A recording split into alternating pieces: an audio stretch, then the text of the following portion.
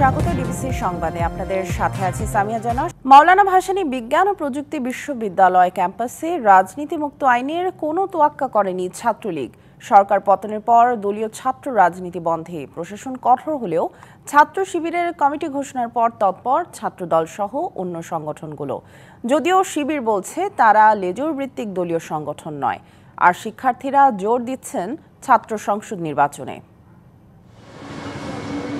টাঙ্গাইলের মাওলানা ভাসানী বিজ্ঞান ও প্রযুক্তি বিশ্ববিদ্যালয় 1999 সালে প্রতিষ্ঠিত এই বিশ্ববিদ্যালয়টিতে ছাত্র, শিক্ষক, কর্মকর্তা, কর্মচারী সবার জন্য রাজনীতি নিষিদ্ধ করা হয়। তবে শেখ হাসিনার আওয়ামী লীগ ক্ষমতায় আসার পর রাজনীতি নিষিদ্ধের আইনটি বন্দী হয়ে পড়ে কাগজে। প্রকাশ্য ছাত্র রাজনীতি শুরু করে ছাত্রলীগ। 2 দফা কমিটি ঘোষণা করে কার্যক্রম চালালে অভিযোগ ওঠে শিক্ষার্থী নির্যাতন সহ ক্ষমতাসীন দল ও বিশ্ববিদ্যালয় কর্তৃপক্ষের এজেন্ডা বাস্তবায়নের।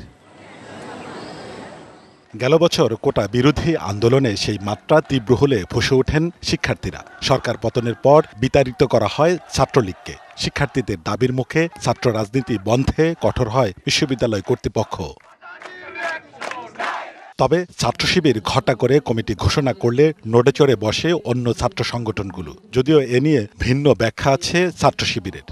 আমরা বিশ্বাস করি যে ছাত্র রাজনীতি নিষিদ্ধ করা বা ছাত্র রাজনীতি নিষিদ্ধের মধ্য দিয়ে জাতীয় নেতৃত্বের জায়গায় আমাদের সংকট তৈরি হতে পারে ভবিষ্যতে। ছাত্র রাজনীতির আমূল পরিবর্তন আসুক, সংস্কার আসুক, ছাত্র রাজনীতি ছাত্র এবং শিক্ষার্থী বান্ধব হোক। এখন ক্যাম্পাসে তৎপর ছাত্রদল। কমিটি না থাকলেও নেতৃত্বে থাকা শিক্ষার্থীদের দাবি, শিবিরকে মোকাবেলা করতেই তাদের কার্যক্রম গতিশীল করা হচ্ছে। কিছুদিন আগে আমাদের ক্যাম্পাসে ছাত্র শিবিরের নতুন করে পূর্ণাঙ্গ কমিটি ঘোষণা করার কারণে আমাদের এখন মনে হচ্ছে যে না, তাদেরকে রাজনৈতিকভাবে মোকাবেলা করার জন্য আমাদের ছাত্র দলের রাজনীতি প্রয়োজন। আমরা যারা ছাত্র দলের নেতাকর্মীরা এখানে আছি, তাদের বিরুদ্ধে এ ধরনের সিঙ্গেল কোনো অভিযোগও নেই যে ছাত্র দলের কোনো নেতা বা কর্মী কোনো শিক্ষার্থীকে কোনো অন্যায়ভাবে অত্যাচার করেছে। দীর্ঘদিন ক্যাম্পাস দখলে রাখা ছাত্রলীগ এখন নিষিদ্ধ। নেই বাম সংগঠনের তৎপরতা, তবে ক্রিয়াশীল ইসলামী ছাত্র আন্দোলন ও ভাসানী ছাত্র পরিষদ। মাওলানা আব্দুল হামিদ খান ভাসানী একটা সাংস্কৃতিক বিপ্লবের কথা বলে গেছেন। তো সেই সাংস্কৃতিক বিপ্লবের যদি আমরা না ঘটাতে পারি, তাহলে আমাদের এই বিপ্লবটা ব্যর্থ হবে। এখন ছাত্র সংসদ হইলে তাহলে যারা নেতৃত্ব স্থানীয় আসবেন, যারা নেতা হবেন, তারা সাধারণ শিক্ষার্থী নেতা হবেন। তাদের মাধ্যমে তাদের অধিকার আমরা আদায় করে নিতে পারবো প্রশাসনের কাছ থেকে। এদিকে ক্যাম্পাসে দলীয় ও লেজুর ভিত্তিক ছাত্র রাজনীতি দেখতে চান না বৈষম্য বিরোধী আন্দোলনে সক্রিয় ভূমিকা রাখা শিক্ষার্থীরা। দেশের রাজনীতি সহ সার্বিক পরিস্থিতি নিয়ে অসন্তোষ তাদের। একটা বৃহৎ প্রত্যাশা ছিল যে এই আন্দোলনের পরে আসলে অনেক কিছু পরিবর্তন হতে পারে। যতটুকু প্রত্যাশা ছিল সাধারণ মানুষের, সাধারণ স্টুডেন্টের, সেই প্রত্যাশাটা পূরণ হয় নাই। যারা এই প্ল্যাটফর্মে হয়ে কাজ করছে তারাও ওইভাবে মূল্যায়িত হয় নাই। লেজুর ভিত্তিক রাজনীতি চাচ্ছে, তাদেরকে আমরা আপাতত সাধারণ শিক্ষার্থীদের পক্ষ থেকে বলতে চাই যে এটা আমাদের এখন না হোক। বিশ্ববিদ্যালয়ে দলীয় ছাত্র রাজনীতি নিষিদ্ধ ও ছাত্র সংসদ চালুর বিষয়ে নতুন কোনো সিদ্ধান্ত হয়নি বলছেন উপাচার্য। দাবি, পড়াশোনার সুষ্ঠু পরিবেশ নিশ্চিতে কাজ করছেন তারা। আমার বিশ্ববিদ্যালয়ে মত প্রকাশের স্বাধীনতা আছে, কিন্তু লেজুর ভিত্তিক রাজনীতি ছাত্ররাও চায় না। বিষয়টা এই পর্যায়ে আছে। আর যদি ছাত্র সংসদ নিয়ে পরবর্তী সময়ে ছাত্র রাজনীতি করা যায়, সেটা পরবর্তী সময়ের প্রেক্ষাপটে সেটা সিদ্ধান্ত নেওয়া যাবে। প্রায় ৮,০০০ শিক্ষার্থীর এই বিশ্ববিদ্যালয়ে আবাসন, অতিরিক্ত টিউশন ফি, শিক্ষার মানোন্নয়ন ও গবেষণা খাতে বরাদ্দ সহ নানা সংকটের অবসান চান সাধারণ শিক্ষার্থীরা। Sohel Talukdar, DBC news, Tangail. সারা দেশের মসজিদগুলোর তালিকা করে খতিব, ইমাম ও মুয়াজ্জিনদের জন্য আলাদা বাজেট রাখার দাবি করা হয়েছে। বলা হচ্ছে, মহান স্রষ্টার ঘর, ইবাদত বন্দেগীর জায়গা মসজিদ ঘিরেই যাদের জীবন, তাদের জীবন মান নিশ্চিত করতে হবে। ইমামদের সর্বনিম্ন বেতন ৩০,০০০ ও মুয়াজ্জিনের ২০,০০০ করার তাগিদ দেয়া হয়েছে। মহাখালী তাফিজুল কুরআন মাদ্রাসা, যেখানকার অধিকাংশ শিক্ষার্থীর স্বপ্ন ইমাম ও খতিব হওয়ার, তাদের এ স্বপ্ন বাস্তবায়নে শিশু বয়স থেকেই চলছে আপ্রাণ চেষ্টা। কেউ কেউ কম বয়সেই মুখস্থ করে ফেলছেন পবিত্র কোরআন। আমি এখন কোরআন শরীফ পড়ছি, আমি বড় হয়ে মসজিদের ইমাম হতেছি। আমি এখন সিফারা পড়তেছি, আমি পরে কোরআন শরীফ পড়ব। আমি 25 পারা হেফজ শেষ করেছি, আর 5 পারা বাকি আছে। সকলের কাছে দোয়া চাই। তবে ইমাম মুয়াজ্জিনদের জীবন মানের বাস্তব চিত্র ভিন্ন। 16 বছর মসজিদে মুয়াজ্জিনের দায়িত্ব পালন করেও পাচ্ছেন না সম্মানজনক বেতন। অন্তত 20 থেকে 25 হাজার টাকা সম্মানী হওয়া উচিত মনে করেন মুয়াজ্জিনরা।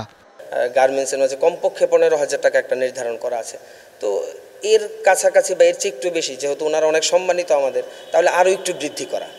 আর ইমাম খতিবরা বলছেন অন্তত 30 থেকে 35,000 টাকা বেতন দেওয়া হোক তাদের। মসজিদ কমিটির পাশাপাশি সরকারকেও এগিয়ে আসার আহ্বান তাদের।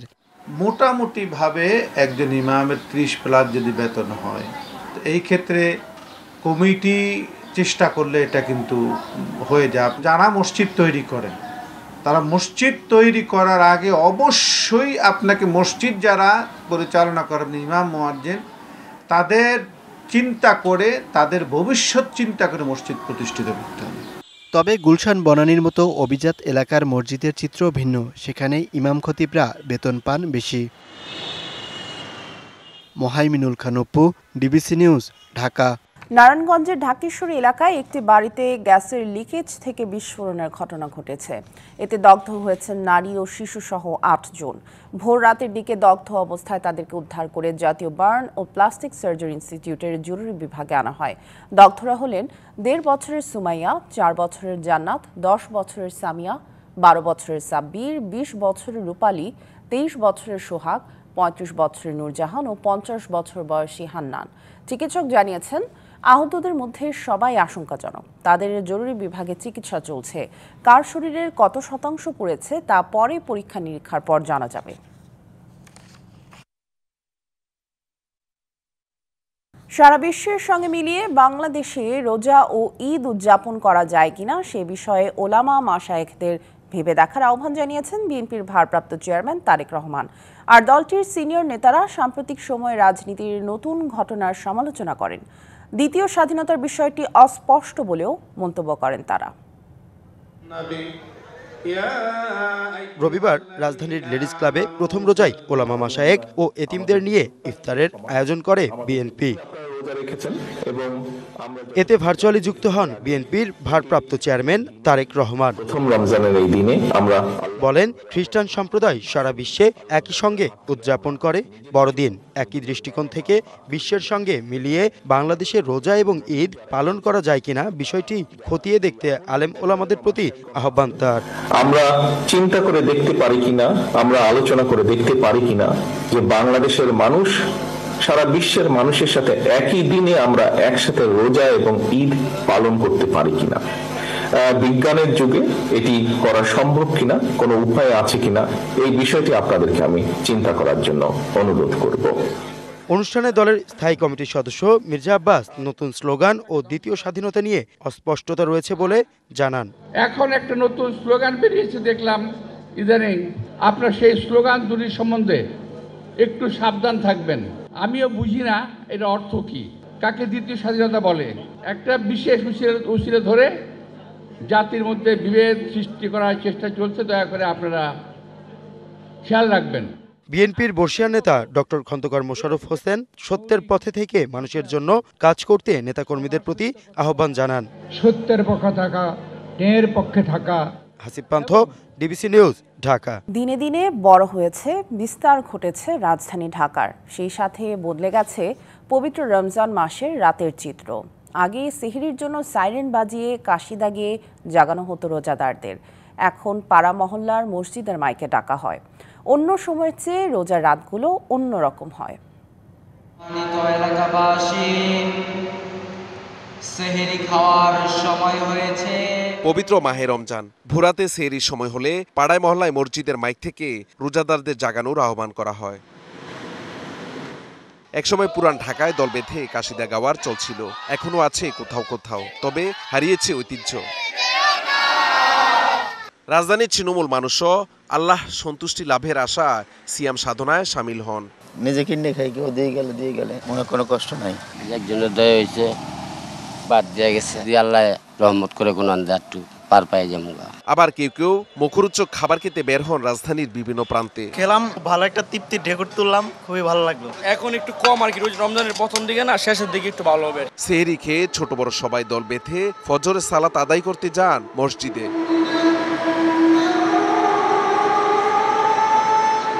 এই মাসটাকে কাজে লাগিয়ে আল্লাহর কাছ থেকে মাগফিরাত নিয়ে নেওয়া। কোরআনের নাজিল করার কারণে এই মাসটা হচ্ছে সবচেয়ে গুরুত্বপূর্ণ। এক মাস সিয়াম সাধনার এ সময় সাধারণ জীবন ছকের অনেক কিছুই বদলে যায়। একজন প্রকৃত মুসলমানের সারাদিন কাটে স্রষ্টা আর শুদ্ধতার ধ্যানে। Mahmudul Hasan Nazim, DBC news, Dhaka. রাঙামাটির সাজেকে ভয়াবহ আগুনের পর বেকার হয়ে পড়েছেন হোটেল ও রিসোর্টের 200-র বেশি কর্মচারী। পরিবার পরিজন নিয়ে দিন কাটছে অনিশ্চয়তায়। সরকারি সহায়তা চেয়েছেন তারা। সংশ্লিষ্টদের সাথে কথা বলে সহায়তার আশ্বাস দিয়েছে প্রশাসন। দেশের অন্যতম পর্যটন কেন্দ্র মেঘের রাজ্য খ্যাত রাঙামাটির সাজেক ভ্যালিতে আগুনে পুড়েছে প্রায় 102টি কটেজ, রিসোর্ট, রেস্তোরাঁ, দোকান ও বসতঘর। এসব স্থাপনা পুড়ে যাওয়ায় এখন বেকার 200-র বেশি কর্মচারী। কেউ চাকরি করে চালাতেন সংসার, কেউ বা জোগাতেন পড়ালেখার খরচ। আয়ের একমাত্র উৎস হারিয়ে দিশেহারা সবাই। দাবি সরকারি সহায়তার। কিছু করার মতো নাই আপাতত। যে জায়গাটা ছিল প্রতিষ্ঠান, ওই জায়গাটা আমার থেকে নাই। আমাদের এরকম 15-20 জনের স্টাফের ফ্যামিলি চলছে আমাদের এই রেস্টুরেন্ট থেকে। এখন আমাদের এই রেস্টুরেন্ট একদম মাটির সাথে মিশে গেছে। এখন আমরা ভবিষ্যতে কি করব ভেবে পাচ্ছি না। এখন যদি সরকার আমাদেরকে দেখে, কোনো কিছু সাহায্য দিয়ে আমাদেরকে সময়টা যদি পার করার জন্য সাহায্য করে, তাহলে আমাদের জন্য অনেক ভালো। কাজ হারানো কর্মচারীদের জন্য কিছু করার উদ্যোগ নিচ্ছে কটেজ রিসোর্ট মালিক সমিতি। যে সমস্ত স্টাফরা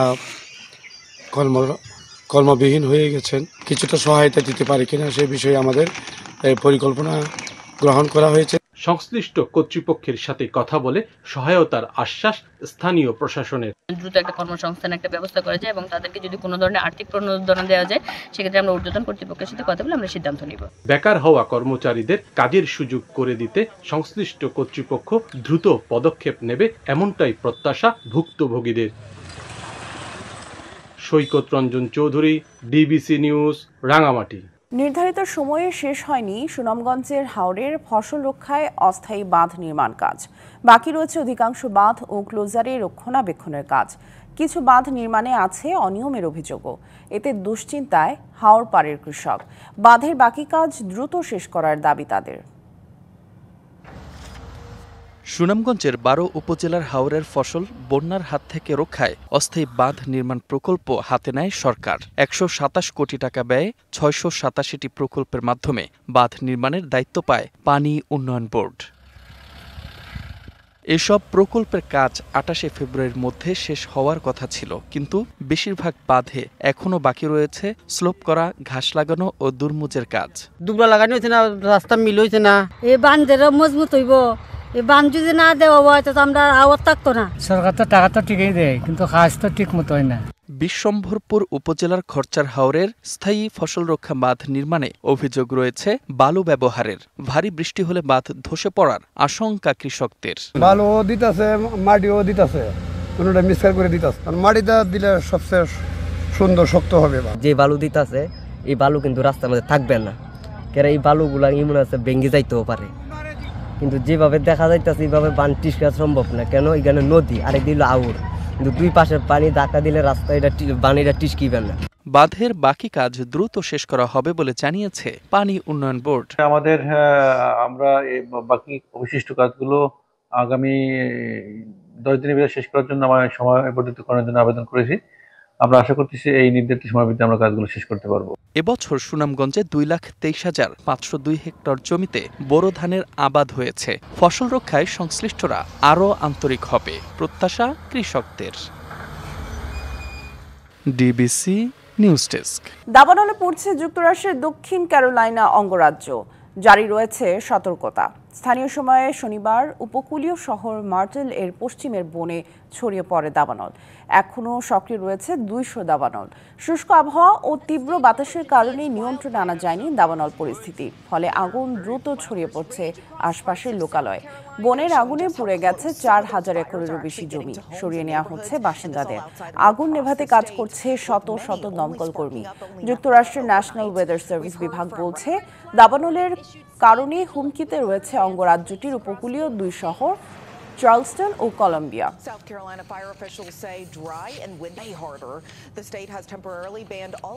এবার দেখে নেব আজকের জাতীয় দৈনিক পত্রিকাগুলোর প্রধান শিরোনাম। প্রথমেই দেখে নিতে চাই দৈনিক প্রথম আলোর শিরোনাম। দৈনিক প্রথম আলোতে যে শিরোনামটি করা হয়েছে, যুক্তরাষ্ট্রকে নিয়েই ইউক্রেন যুদ্ধ বন্ধে একমত ইউরোপ। লন্ডনের সম্মেলন হয়েছে, সেখানে উপস্থিত ছিলেন ইউরোপের বিভিন্ন দেশের রাষ্ট্র ও সরকার প্রধান। ইউর শীর্ষ নেতা ও নেটোর প্রধান সম্মেলনে যোগ দেন এবং সেখানে আরও ছিলেন ইউক্রেনের প্রেসিডেন্ট ভলোদিমির জেলেনস্কি। সেখানে ইউরোপের নিরাপত্তা নিশ্চিত করা এবং রাশিয়া ইউক্রেন যুদ্ধ বন্ধে আলোচনা হয় এবং একটি 4 দফা পরিকল্পনা প্রকাশ করা হয়েছে এবং যুক্তরাষ্ট্রকে সঙ্গে নিয়েই এই পরিকল্পনা বাস্তবায়ন করতে চান ইউরোপের নেতারা। চলে যাচ্ছি পরবর্তী পত্রিকায়, দৈনিক সমকালে। দৈনিক সমকালে যেই শিরোনামটি দেখতে পাচ্ছি, ঋণের টাকায় দুবাই সাম্রাজ্য। বলা হচ্ছে চট্টগ্রামের অখ্যাত ব্যবসায়ী আশিকুর রহমান লস্করের কথা। তিনি বিভিন্ন ব্যাংক থেকে ঋণ নিয়েছেন ২,৪৬৪ কোটি টাকা, কিন্তু পালিয়েছেন কানাডায়। দুবাইয়ে বাংলাদেশিদের মধ্যে তিনিই দ্বিতীয় সর্বোচ্চ সম্পত্তির মালিক। অর্থ পাঠিয়েছেন পুরনো জাহাজ আমদানির আড়ালে। অর্থ পাচারের সুনির্দিষ্ট অভিযোগের পরও আওয়ামী লীগ আমলে পান দুদকের ক্লিন সার্টিফিকেট। দুবাইয়ে তার রয়েছে ৬২টি বাড়ি ও ভিলা, কানাডায় ৩ অ্যাপার্টমেন্ট এবং জাহাজ ভাঙা শিল্পের মোট খেলাপির মধ্যে লস্করের ৬৯%।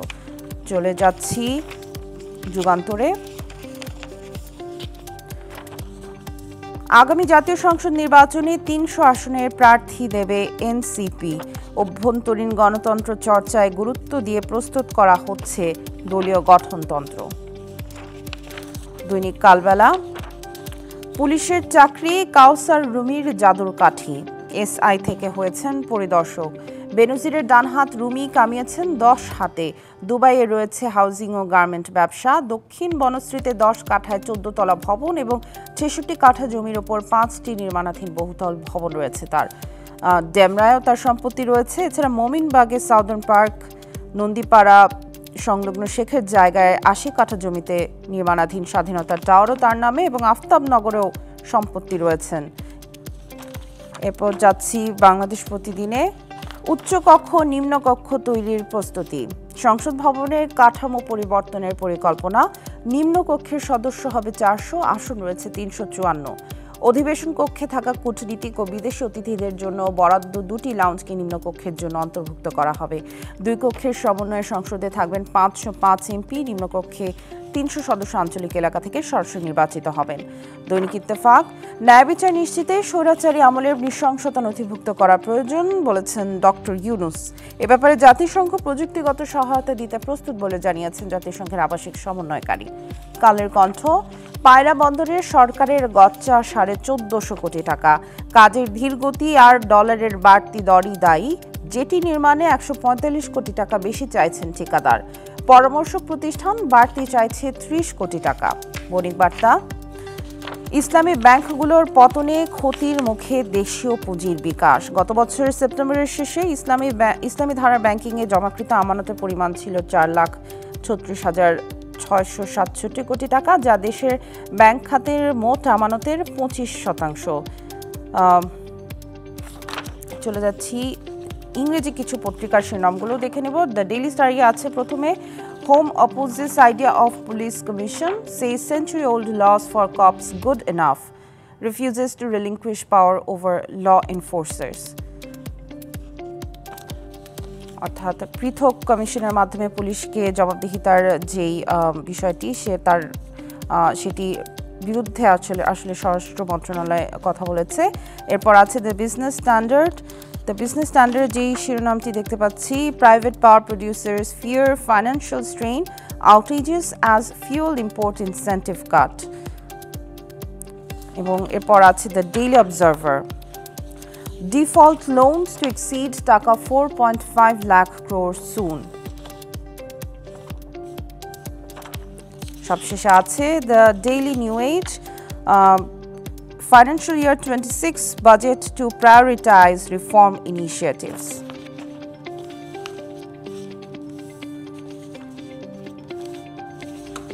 এই ছিল আজকের জাতীয় দৈনিক পত্রিকাগুলোর প্রধান শিরোনাম। সংবাদে এই ছিল এখনকার মতো। ডিবিসি নিউজের সংবাদগুলো পড়তে ভিজিট করুন dbcnews.tv আর ভিজিট করুন ডিবিসি নিউজের ফেসবুক পেজ এবং ইউটিউব চ্যানেল। সাথেই থাকুন।